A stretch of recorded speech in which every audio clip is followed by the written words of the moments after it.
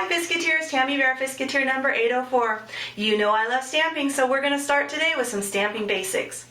Fiskars makes two different kinds of stamps now. There's the new simple stick red rubber stamps, as well as the clear stamps.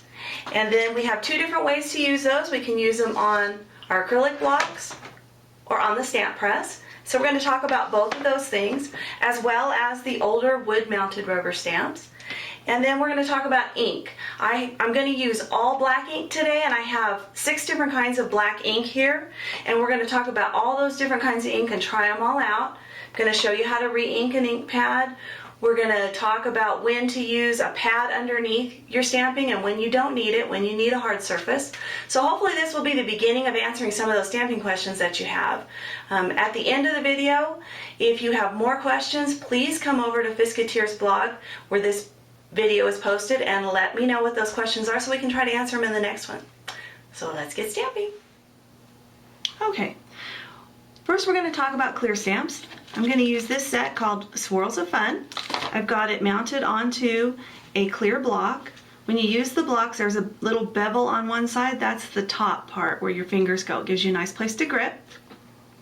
You can see that there's no cushion under here. Okay, so one of the questions is, when do I need a cushion under my paper? This is when you need it. When there's no cushion between your stamp and the block, that's when you need a cushion underneath. I'm using a mouse pad. It's just turned upside down on a nice hard surface. Grab a piece of cardstock, doesn't matter what color it is. We're just going to use black ink today. I personally think that pigment inks work fabulous with the clear stamps. So we're going to use a pigment ink with it. This is a bold image, so we don't need to get concerned about having a fine ink like VersaFine.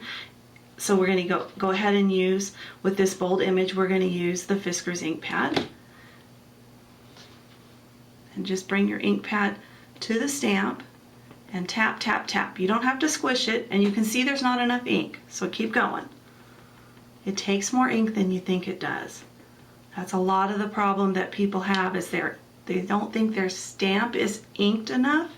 Like when they go to stamp it, there's not enough ink on the stamp, so that's why it doesn't make a good image. Okay, so this looks pretty good. I think the coverage is great there. I'm going to tap it just a couple more times. Okay, you can see how much ink is there. Because it's pigment ink, it's slow drying. We have a minute. So we bring it down, put your fingers down so that it's steady, and then press down. You don't want to squish. If you squish it, you're going to end up with a blurry image. You're just making sure there's contact between the stamp and the paper. And then go ahead and lift it off. That gave a really nice image. Okay, so now let's talk about the other stamps that Fiskars makes, which is the new simple stick stamps. And you can see that these, you have a register on the back, but they're red rubber on the back, on the other side.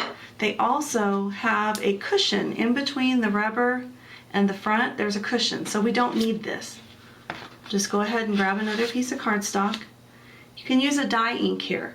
You can use, these are both dye inks, Memento and the Distress ink.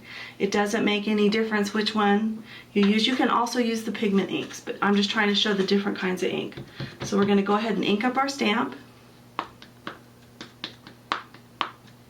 And this is from the Simple Things set. And then we're going to put your fingers down so that you got a nice firm grip there, and press down. Okay, there you go. Same idea with the older wood block stamps. It has a cushion in it, so you're going to use it just exactly the same way that you just used this one. You want to clean off your stamps and put them back on where they were. And that's the basic thing about stamping, making sure you have your fingers down. Now, a lot of people are not comfortable with this block. They would rather use the stamp press. And the stamp press is awesome because it takes all that wiggle room out for you. It just goes straight in there. So this part comes off. This is where you put your stamp and then ink it up. So we'll grab another one from the Simple Things. We'll put it on there. And if we wanted to put a word on there, we can add more. Rest and relaxation seems to go with that. So let's see how it looks. Okay, it looks just like that.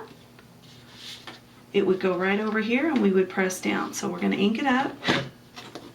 And you want a little slower drying ink when you're using the stamp press because it takes a minute to get it down to the paper. You have to turn it over. So I prefer to use a pigment ink when I'm doing that. I'll try the VersaFine this time, just to try something different.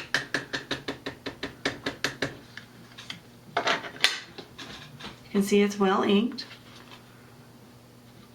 And I want all 4 legs of this to be up on my surface.